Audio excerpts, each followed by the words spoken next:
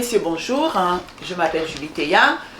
Bienvenue sur notre émission Parlons de livres. Alors, c'est reparti pour un nouvel épisode.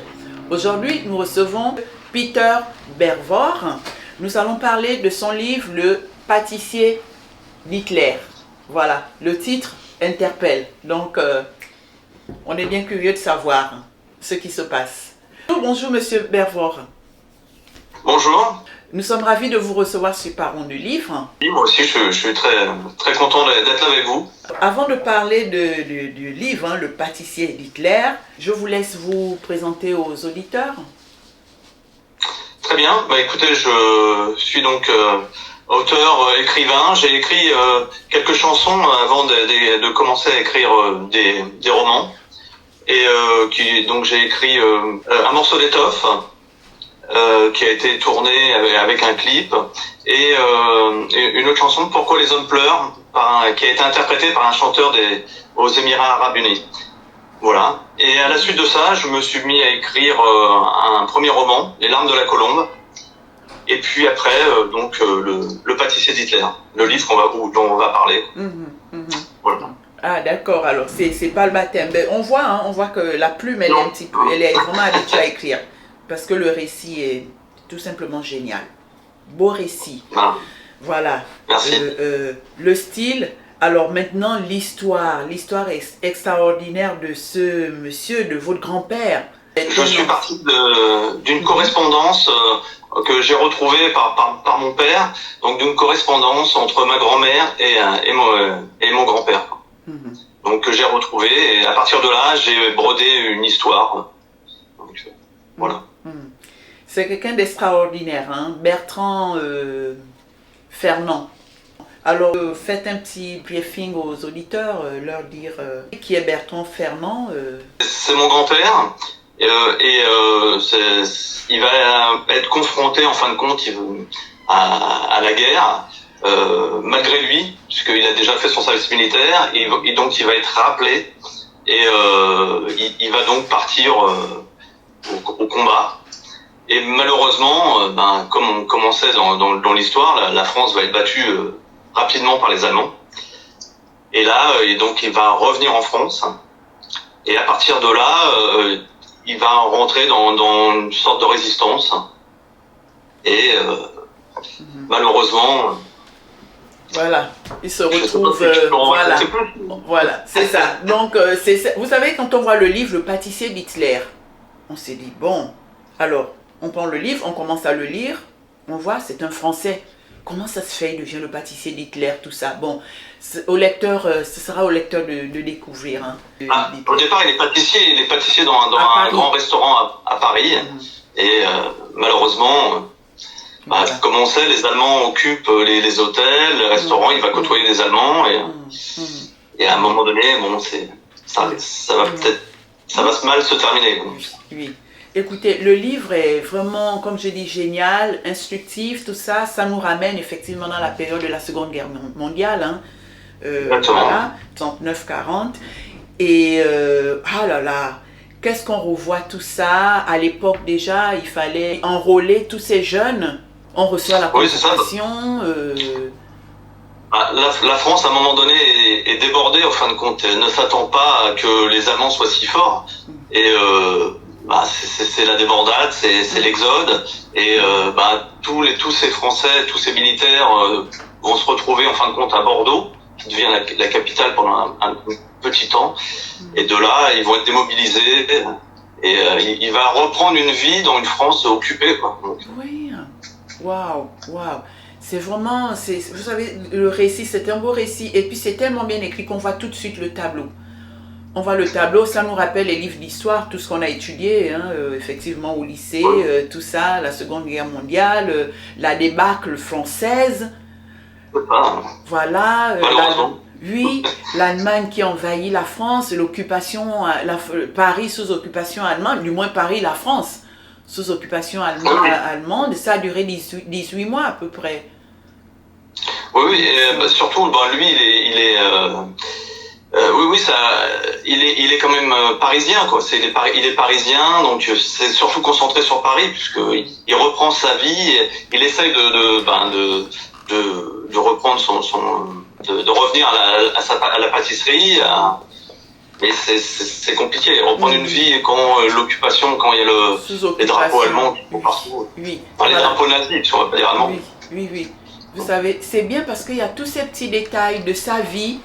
On a l'impression d'être là, l'observer, voilà. Il donne tout son ressenti et tout. C'est vraiment intéressant. Et la détermination. Vraiment à l'époque, parce qu'il était jeune, enfin, il est enrôlé dans l'armée, il part, c'est pas facile, il part de l'hiver. À un moment, il se retrouve tout seul. On l'envoie donner un message et finalement, quand il arrive dans le fort en question, ils sont pris d'assaut et il est obligé de s'évader. On ne va pas dans la batterie, oui. Oui. Et ça c'est réel. Hein. Donc à la batterie, il y a réellement eu cette attaque sur la ligne Maginot, en fin de compte. C'est ça. C'est les premières batailles sur la ligne Maginot. Oh. Donc la ligne qui devait soi-disant arrêter les Allemands, alors que en fin de compte, ils ont contourné par la Belgique. Oui. Par les forêts des Ardennes. Parce que il est originaire en plus, mon grand-père est originaire des Ardennes, d'Auflance, une petite ville Auflance qui est près de la frontière belge. Oui, c'est dit. Donc ça c'est réel, c'est parce que c'est dit justement dans c'est réel. Oh. Il a été élevé par des parents adoptifs, parce qu'en fin de compte, il n'a pas connu son père. Et il a été élevé par des parents adoptifs à Auflance. Il était paysan là-bas, à la frontière belge. Et après, il est revenu sur Paris et il a rencontré, en fin de compte, comme je dis dans le livre, ma grand-mère. Voilà. Quelle belle histoire hein, avec Lucie. Oui, il y a une histoire d'amour, hein, c'est aussi. Vraiment une belle histoire. Et l'union charnelle, c'était précieux à l'époque. Hein. Ça, c'est de bonne valeur, ça. Quand on lit, c'est vraiment une bonne valeur. Voilà. Il part, il revient, il attend le mariage, ils attendent le mariage. C'était la bonne époque, hein, quand même, hein, quand on lit ça. Hein. C'était la bonne époque, mais oui, parce qu'on était fiancés, et il fallait attendre le mariage. Hein. Ah oui, il fallait attendre le mariage. Oui, il fallait attendre le mariage. Vraiment. Les fiançailles, c'était quelque chose d'important, et puis après, le mariage, c'était quelque chose. Oui. C'était vraiment l'acte, la relation qui se concrétisait. C'est ça. Et Lucie aussi, elle incarne, si vous voulez, l'élégance des femmes parisiennes de l'époque. Parce que comme c'est décrit en tailleur, son petit chapeau assorti, tout ça, ça ramène un peu les images qu'on voit de la France à l'époque, comment les femmes étaient élégantes quand elles étaient, voilà. Rarement en pantalon ou jean, elles étaient toujours en tailleur, petit chapeau, c'est beau. Et puis il y avait la tenue du dimanche, quand on sortait, il fallait bien être habillé, même pour les hommes, le costume, la casquette, c'était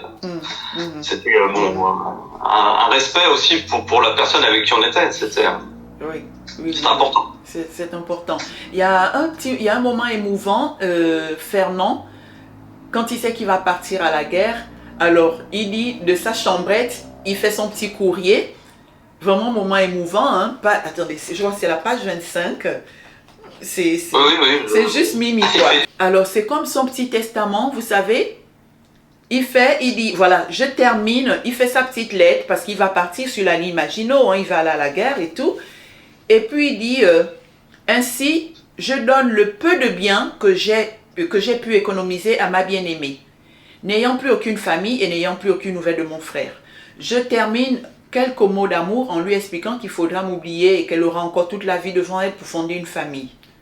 C'est vraiment émouvant parce qu'il dit, le peu de biens que j'ai pu économiser, il le donne à sa fiancée. C'est vraiment émouvant. Voilà, c'était une famille, on peut dire, de Français, pour l'époque, de Français moyens. Hein. Ils n'étaient pas très très riches. Et donc, le peu qu'il a, il veut le laisser, en fin de compte, à sa femme, à sa future femme. Mais vraiment, quel parcours, quel destin. En fin de compte, c'est vraiment toute la guerre. Il part en 41, pendant toute la guerre, jusqu'à 1945, et il revient qu'en 45. Il ne revient qu'en Donc, 45. ouais, il part en 42, puisque en fin de compte, bon, je ne vais pas trop dévoiler dans l'histoire, mais mon grand-père, enfin mon père a été conçu en 42, donc Oui. à partir de là. Ouais. Et ça, donc, c'est réel, effectivement, vous dites, en fait, c'est un roman inspiré d'une histoire vraie, parce que c'est réel, il part à la guerre, il explique tout ça, tous les traumatismes, la débâcle française, il se retrouvait tout. Et on se rend compte, on entend parler de guerre, les militaires, tout ça, les traumatismes, les bruits, il explique les détonations, les bruits même, voilà, que ça pouvait créer. Là, peut-être, avec le temps, ils ont des moyens sophistiqués, des casques pour barrer. Mais à l'époque, il explique quand il y a une détonation, quand le fort, la ligne Maginot avait été complètement assiégée, tout ça, les détonations, l'Allemagne qui talonnait, voilà, envoyait les canons pendant, je ne sais pas, tout. Il dit rien que ça, mais c'était à percer les tympans. Et après... Oui, c'est sans arrêt. Voilà. Ils pilonnent, les Allemands pilonnent sans arrêt la batterie, le fort où il est à l'intérieur, et jusqu'à ce qu'il capitule. Hein, c'est ça. Parce qu'il disait rien que le bruit assourdissant, déjà, était traumatisant. Donc, il regardait les camarades autour, vraiment, le moral était abandonné à eux-mêmes. C'est ça, ils sont abandonnés à eux-mêmes, c'est ça. Waouh! Alors, l'évasion, quelle évasion! Mais quelle détermination! L'évasion est réelle également? Je peux pas tout vous dire après. Voilà, les réels, parce que bon, aussi c'est l'imagination, mais franchement, on ne dira pas quelle évasion, mais vraiment, voilà. Je me suis dit, wow, mais c'est un film, est-ce que c'est réel, l'évasion? On ne dira pas par quoi, mais il faut vraiment découvrir, il faut découvrir. Je me suis dit, mais quel... C'est la rage de vivre, c'est ça, la rage de vivre. L'envie de vivre, de retrouver les siens, et l'amour, parce que c'est toujours ce qui l'anime jusqu'au bout. Il pense à Lucie, voilà, tout ça. C'est quelque chose. Hein. Oui. Ah là là, je me suis dit, mais quelle détermination, Waouh. Et le pastis et l'anisette. Le pastis et l'anisette, voilà, ça au moins c'est réel, c'était prohibé sous Vichy. Oui, ça a été prohibé. Oui, exactement. Ah, d'accord. Il y a beaucoup de choses qui ont été prohibées sous Vichy. Hein, Donc, oui, c'était prohibé. Tout ça, c'est... Après, j'ai essayé d'être au plus réel dans tout ce que j'écris. Il y a des recherches, j'ai recherché. Donc, j'ai essayé d'être au plus réel, au plus près de l'histoire. Donc, après, c'est un livre, comment je pourrais dire, on apprend l'histoire, on s'instruit tout en... c'est une aventure quand même, hein, c'est aussi, pour moi, c'est un roman d'aventure. Oui. Ah là là, ça. Alors, maintenant, on va parler du personnage quand même, hein, Hitler. Oui. Eh bien, écoutez, il nous fait découvrir des choses, le papy Fernand. Ah oui, il nous fait découvrir des choses. Bon, Anna Brown, on sait un petit peu qui c'est, on savait qu'il avait une compagne, Anna Brown, on voit dans les livres, mais par contre, un enfant, non.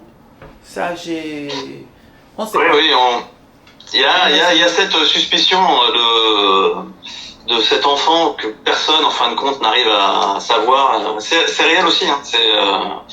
Personne n'a réellement su qui était cet enfant qui était souvent au chalet, j'ai perdu le nom, mais... Également le nom, oui. Mais du moins, Anna Brown avait cet enfant, en fait. On ne sait pas. Mais personne ne le sait jusqu'à maintenant. Il y a des recherches qui ont été faites, mais personne n'a jamais su si elle avait eu un enfant ou pas. C'est un mystère un peu. De toute façon, il y a beaucoup de choses qui sont mystérieuses, qui restent encore cachées. Bon, il ne buvait pas d'alcool, il ne fumait pas. Le chalet, c'est le Berghoff. Ah, oui, c'est ça. À ne pas confondre avec le Nid d'Aigle, c'était deux chalets différents qu'il avait. Il habitait au Berghoff Et il allait de temps en temps au nid d'aigle qui avait été construit, comme je l'explique dans le livre, où il y a le mariage justement de la sœur d'Eva Braun. Eva. Anna ou Eva, oui. Ah, dis donc. Ça alors, on découvre plein de choses sur lui. On découvre vraiment plein de choses. Mais quand même, à cette époque, la différence, c'est que les Allemands étaient plus rigoureux. Enfin, on sentait, on dit l'allemand est carré, voilà, rigoureux, Ah oui, oui. tout ça. Et on se moquait du petit français, voilà. On disait, voilà, il y avait des allusions, voilà. On dit, oh, mais c'est pas étonnant que vous ayez perdu la guerre, parce que bon, il n'y a pas de rigueur en France. C'est ça. Oui. Le français était toujours un peu passé pour quelqu'un qui était un peu frivole, quoi. Donc par rapport à la rigidité allemande, carrée. Ah là là. Alors par rapport au Walkyrie. Le Valkyrie, c'est en fin de compte, c'est l'attentat contre Hitler. Hein. Donc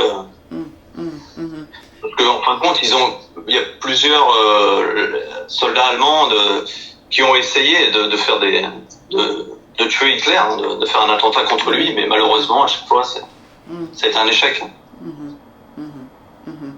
Et on découvre les personnalités françaises qui étaient également emprisonnées dans des camps. Oui, bien sûr. Et après, au fur et à mesure du livre, là, on est plus sur la fin un peu du livre, il y a le château d'Iter, où là, réellement, il y a une bataille comme ça avec des personnalités françaises qui étaient enfermées en Autriche dans un château à l'abri et qui ont combattu aussi contre les Allemands. Oui. Et qui ont été faits prisonniers. Oui, ils étaient prisonniers par l'Allemagne.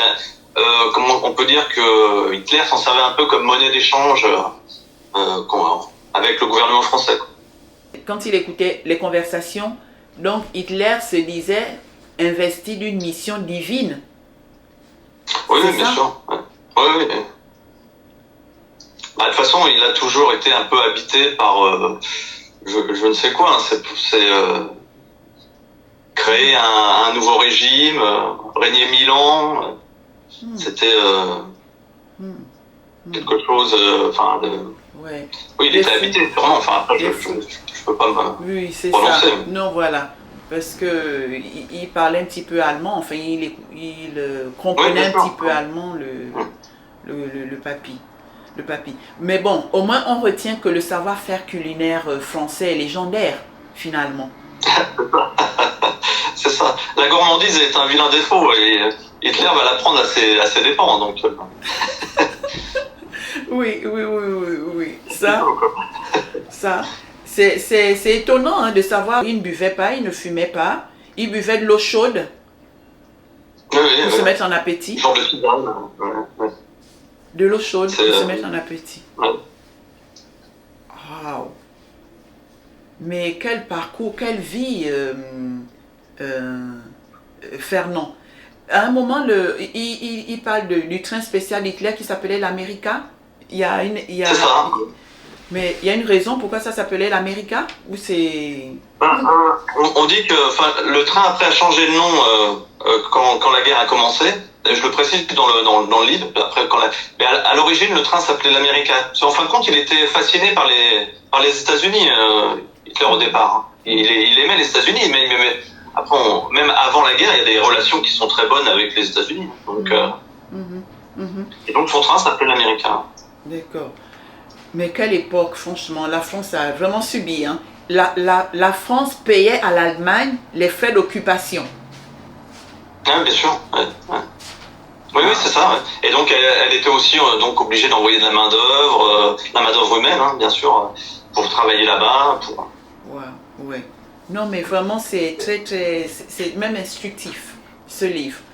Parce que... Par contre, ce que je veux préciser à chaque fois dans le livre, c'est qu'en fin de compte, tous ces gens qui sont partis et qui sont tous ceux qui ont eu la chance de revenir, qui sont partis au service du travail obligatoire ou qui ont été faits prisonniers, tous ces gens qui sont revenus n'ont eu aucune reconnaissance de la France. Hein.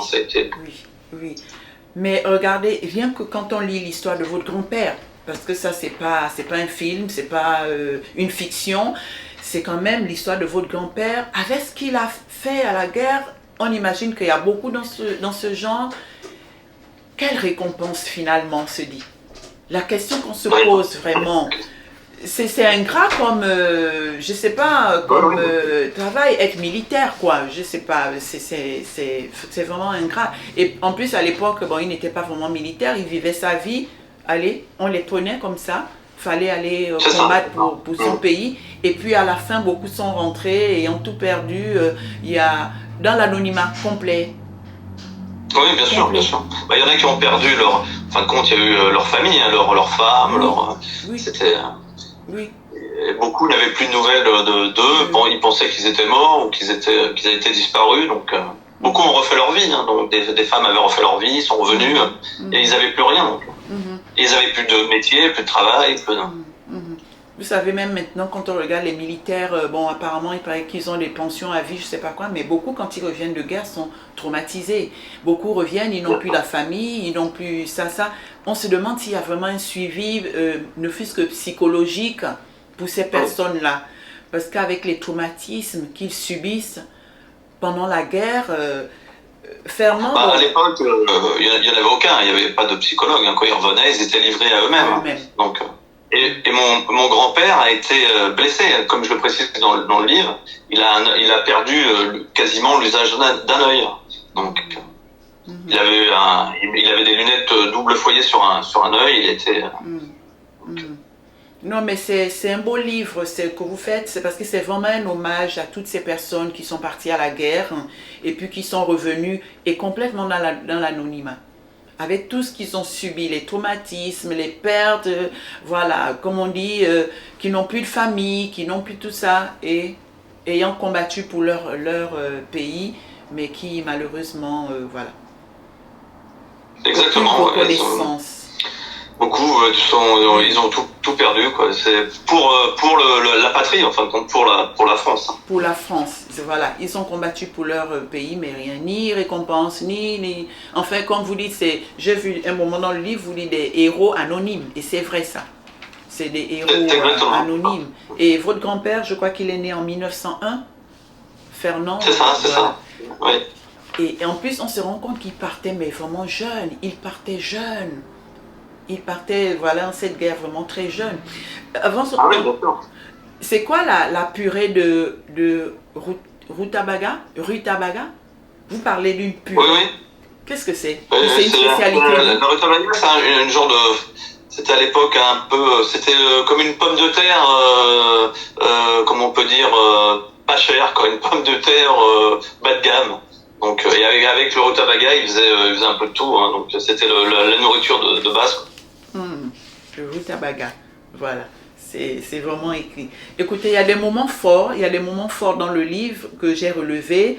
Quand il part à la guerre, Lucie l'accompagne, c'est la séparation sur les quais, sans savoir s'il va revenir.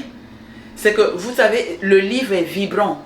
Ce livre est vibrant quand on le lit, parce que vraiment on se met dans la peau des personnes, on vit ça. Donc, en lisant, voilà, c'est des moments forts.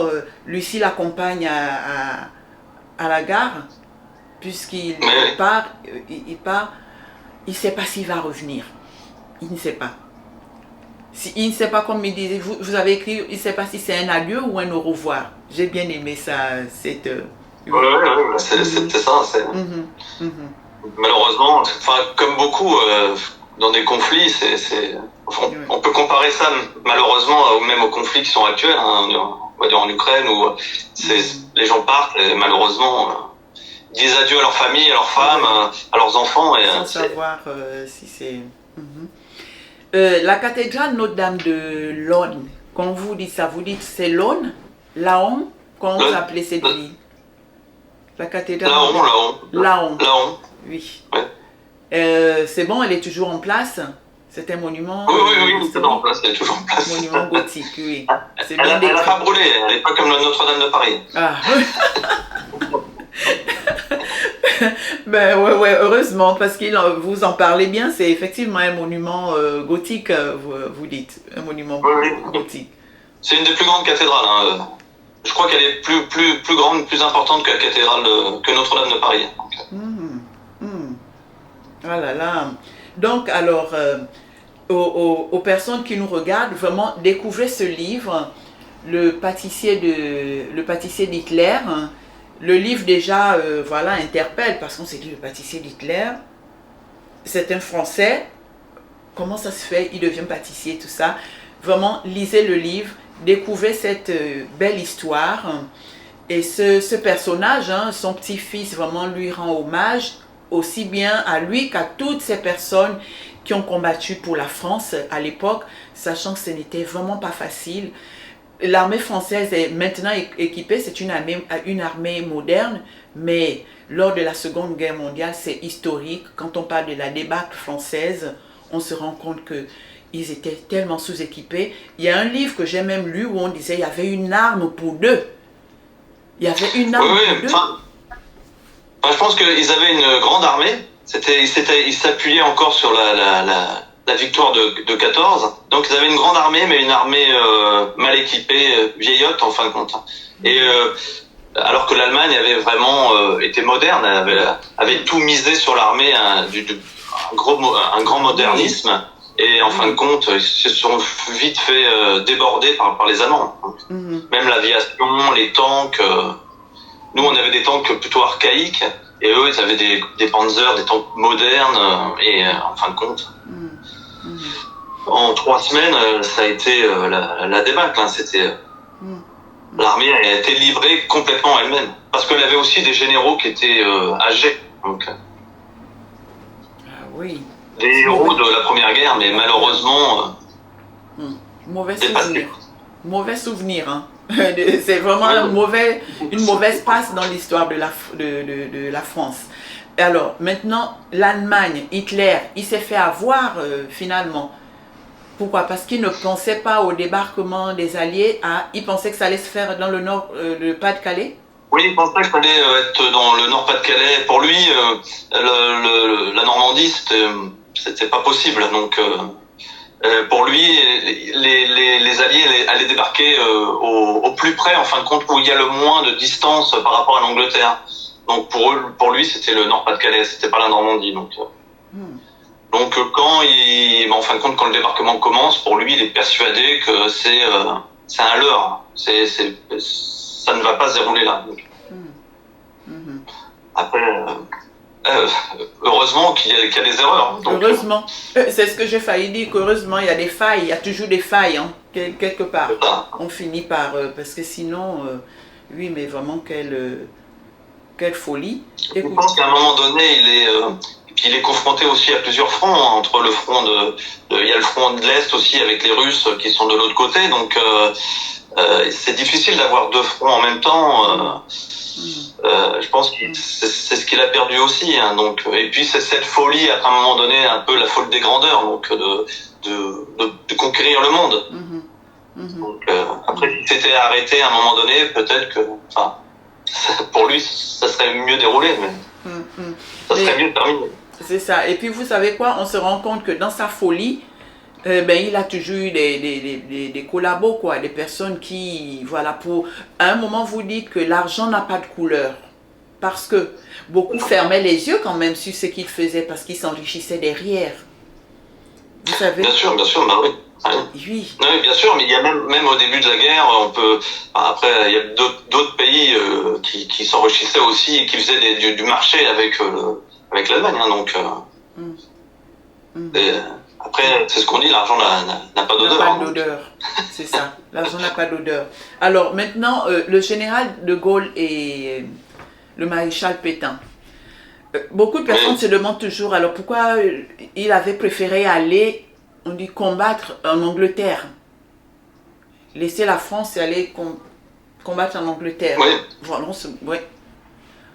Parce que le fond... Oui, je pense que le général de Gaulle se rend compte que sur le territoire français, la guerre est perdue. Donc ça ne sert plus à rien de sacrifier des hommes ou de lutter, la guerre est perdue. Autant se reconstruire ailleurs pour pouvoir contre-attaquer. Donc surtout qu'à l'époque, la France a encore des colonies. Donc avec ces colonies, il se dit, il se dit on va pouvoir après contre-attaquer et être plus fort en formant une armée à l'extérieur. Donc il veut en plus c'est pas le général de Gaulle n'est pas un homme à vouloir signer un traité d'armistice ou pour lui c'est une défaite hein, donc il préfère s'en aller. Oui, remarquez, c'est peut-être grâce à ça qu'il y a eu l'aide de l'Angleterre aussi, l'Angleterre, les États-Unis. Remarquez. Oui, bien sûr, et c'est un déchirement aussi pour le général de Gaulle, hein, parce qu'il laisse aussi sa femme et ses enfants en France hein, quand même. Ah, au départ, d'accord. Il part tout seul. Okay. Il part tout seul. D'accord. Donc, oui, oui c'est impressionnant à un moment, d'ailleurs, dans le livre, dans le camp où des personnalités françaises étaient emprisonnées, le fameux château.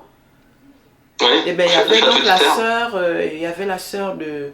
Oui, il y a sa sœur qui se retrouve à son tour emprisonnée dans ce château. C'est un château de personnalité, en fin de compte, tous les gens importants ont été dans ce château. Beaucoup d'hommes politiques, des responsables de partis, il y a le responsable de la CGT, il y a beaucoup d'hommes, il y a le fils de Clémenceau. Léon Blum. Et le fils de Clémenceau, Clémenceau. Oui. Et en fin de compte, ils se retrouvent tous dans ce château en Autriche, donc si vous regardez un peu sur des cartes et tout, c'est un château complètement perdu au Tyrol, un château un peu comme un château de princesse, on dirait de forme, c'est même bizarre. Prison dorée, ils étaient dans une prison dorée. Une prison dorée, c'est ça. Ouais. Oh là là. Et il y a même un joueur de tennis dedans qui est Jean Borotra, qui est aussi emprisonné dans ce château. Oui, je me suis posé la question, et le personnage est réel, le tennisman? Oui, bien sûr. Le tennisman, oui, d'accord. Oh là là, mais quelle belle histoire, hein. Vraiment, quelle belle histoire. Ça alors, vous nous entraînez là-dedans. Du coup, ben, le temps passe. Quel est le message alors que, après avoir écrit ce livre, ou plutôt, vous avez eu des motivations pour écrire ce livre? C'est vrai que c'était pour rendre hommage à votre grand-père, tout ça. Et quel message maintenant voulez-vous, on clôt la discussion sur le livre, quel message vous souhaitez faire passer? Voilà. Après, le message, c'est toujours un peu... déjà, c'est pour tous ces hommes je dis un peu ces oubliés de l'histoire, hein, donc qui n'ont pas leur nom sur des monuments, ou tous ces gens qui ont été déportés, des Français déportés, hein, donc en Allemagne, et tous ceux qui sont revenus, mais tous ceux qui sont pas revenus, hein, qui sont morts dans des accidents de travail, il y en a aussi qui ont fait du sabotage, hein, qui ont saboté dans des usines, hein, pour éviter l'avancée de la technologie allemande, ouais, ou de l'économie, oui. Donc pour tous ces hommes, et puis ce livre c'est aussi un message d'histoire, mais c'est aussi un message de paix, hein, c'est avant tout un message de paix, donc dans quoi la folie des hommes peut nous entraîner, malheureusement. Donc, on le voit encore à l'heure actuelle. En fin de compte, on ne comprend pas de notre passé. C'est un éternel recommencement. Exact. Malheureusement. Exact. Est-ce que l'être humain, est-ce que la Terre vivra un jour en paix? Est-ce que toutes les sociétés, voilà, hein, tous les pays vivront en paix? On se demande. Est-ce que... Vous voyez? Ça c'est un rêve pour tout le monde. Mais... Le but de l'homme, c'est vraiment d'être en guerre tout le temps? On se demande. Vous voyez, quand on regarde l'histoire pas l'histoire de France, mais on va dire l'histoire du monde. L'histoire du monde, c'est ça. C'est des batailles, des complots, des batailles, des guerres, en fin de compte, pour des territoires, pour des religions, pour tout. Hein, c'est malheureusement, quoi. On voit, mais après tous les empires finissent par s'effondrer. Hein. Donc les Égyptiens se sont effondrés, les Romains se sont effondrés. L'empire, on va dire l'empire nazi, parce que c'est un empire, lui aussi s'est effondré. Donc c'est ça, exact.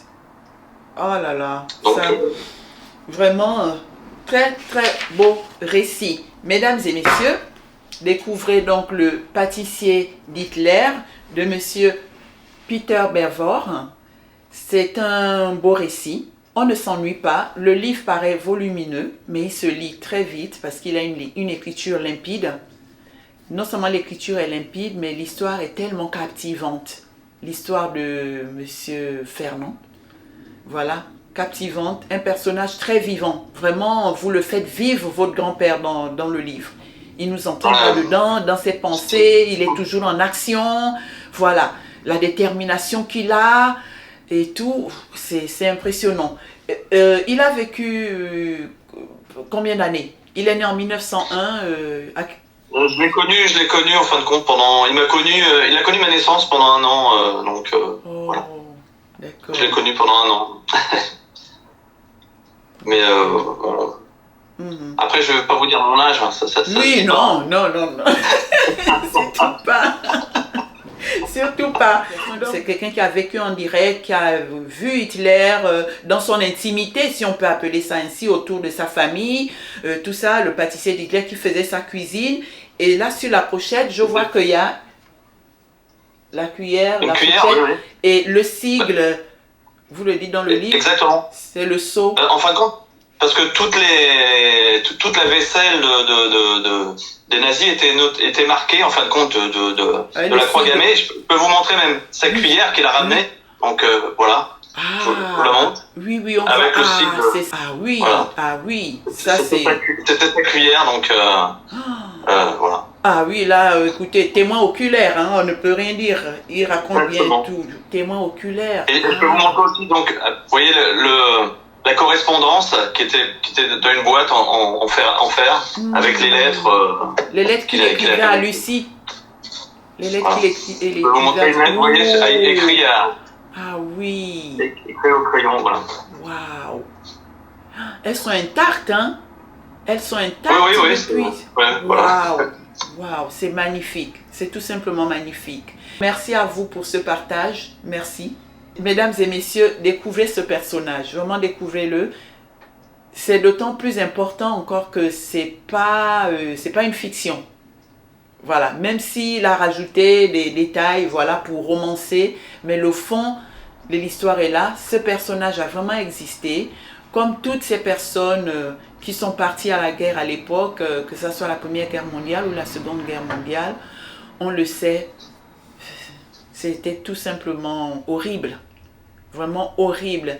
Et que ces personnes reviennent dans leur pays, retombent dans l'anonymat, on ne sait aucune récompense, aucune reconnaissance pour les services rendus à la patrie. Là, lui, il a la chance. C'est son petit-fils qui lui rend hommage à travers ce roman. Très, très, très bel hommage. Il faut découvrir. Et grâce à lui, on a vraiment la chance d'avoir des petits détails croustillants. Hein. On découvre des détails croustillants sur, voilà, le loup, comment on l'appelle encore, le loup ou le fou de la tanière, hein? Comment vous l'avez appelé? La tanière du fou. Oui, c'est le loup dans sa tanière. Oui, c'est ça. Donc on a vraiment des détails croustillants sur le Führer. Voilà. Le fou, à un moment donné, il est on dit la tanière du loup. Donc il est dans un endroit, dans sa tanière du loup, des bunkers, qui s'appelait la tanière du loup. C'est ça. C'est ça, dans son bunker. Donc vraiment lisez-le. Il y a de beaux passages.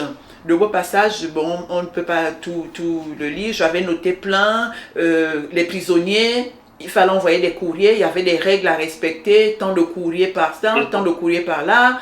Le Führer Hitler avait au moins une trentaine de goûteuses. Vingtaine ou trentaine de goûteuses. C'est ça. Oui. Vous imaginez? Apparemment, il était tellement paranoïaque qu'il fallait que 20 jeunes filles goûtent son repas une heure avant que lui ne mange. Oui. Ah oui, après, à un moment donné, c'est de la folie. Ça devient... Oui, la paranoïa, c'est de la folie, ça c'est sûr. Hein. Oui, c'est ça. Waouh. Et puis la peur que tout le monde complote contre lui, en fin de compte. Hein, oui. Mais vraiment la folie. Maintenant, les détails de la Shoah, de l'Holocauste, tout ça, c'est là-dedans. Voilà, il faut vraiment tout lire. En tout cas, on retient vraiment la folie du personnage. La folie nazie, quoi. C'est incroyable. Et merci à Fernand, votre grand-père, d'avoir laissé ces notes-là. D'avoir laissé ces notes qui vous ont permis de constituer C'est ça, j'ai toute une correspondance, un courrier avec Voilà. un échange entre lui et ma grand-mère, donc qu'on a retrouvé. C'est à partir de là où je suis parti et que j'ai commencé à écrire cette histoire, quoi. J'ai voulu rendre hommage à tous ces hommes-là. Bel hommage, vraiment bel hommage. Un grand merci à vous. Je ne sais pas si vous avez un dernier message à dire aux auditeurs. Je suis content d'avoir eu cette interview avec vous et que j'espère qu'ils vont découvrir que ça va leur plaire. Oui. Cette histoire va leur plaire. Donc voilà. Voilà, c'est ça alors. Vraiment, lisez. Regardez le livre, c'est beau, hein? C'est une belle couverture en plus. C'est une belle couverture, hein? Comme c'est fait. Après, c'est un livre sans prétention, c'est sur l'histoire, mais c'est pas un livre d'histoire, ça raconte... Non, votre grand-père, là, c'est... L'histoire d'un homme. L'histoire d'un homme, c'est ça. Ça raconte l'histoire d'un homme, voilà, c'est une espèce de témoignage. Mais la couverture est belle. Le titre, la couverture illustre bien, effectivement, le titre et ce qu'il était. Il était d'abord, avant tout, pâtissier dans un grand restaurant de Paris. C'est ça. Ouais. Et puis voilà, le pâtissier d'Hitler. Mesdames et messieurs, je vous invite à découvrir ce livre. Vous ne serez pas déçus. Vraiment, il se lit très bien. Il fait vibrer, hein, forcément. Et puis, voilà. Il nous apprend... Et en fin de compte, pardon, je vous coupe, c'est peut-être son métier qui l'a sauvé aussi. Oui, on se rend compte, effectivement. C'est son métier qui l'a sauvé. Comme je dis, le savoir-faire culinaire français est légendaire. Voilà, c'est ça. Ça l'a vraiment sauvé. Voilà, écoutez, un grand merci à vous, Monsieur Peter Bervor. Vraiment merci. Merci pour ce beau récit. Merci. Et puis voilà, on s'est dit donc à très bientôt. À très bientôt, merci à vous. Voilà, mesdames et messieurs, nous venons donc d'écouter avec grande attention Monsieur Peter Bervor par rapport à son récit. Comme il l'a dit, dans l'ombre du Führer, un homme tente de survivre. Donc c'est un roman inspiré d'une histoire vraie, l'histoire de son grand-père Bertrand Fernand, qui a donc grandi aux Flandres et dans les Ardennes. Il est donc né en 1901, pâtissier à Paris. Il se retrouve à être le pâtissier d'Hitler. Donc découvrez tout ce qu'il nous raconte. Le récit est vraiment, c'est un délice. C'est un délice à lire parce que le récit est fluide et puis à nous donner toutes ces informations de quelqu'un qui a côtoyé Hitler de près. C'est tout simplement fantastique. Donc voilà, découvrez-le. Le pâtissier d'Hitler de Monsieur Peter Bervor. Voilà, mesdames et messieurs, vous aimez Parlons de livres, n'oubliez pas, abonnez-vous, soutenez-nous en vous abonnant, mettez le pouce et partagez. Je vous remercie, on se dit à très bientôt.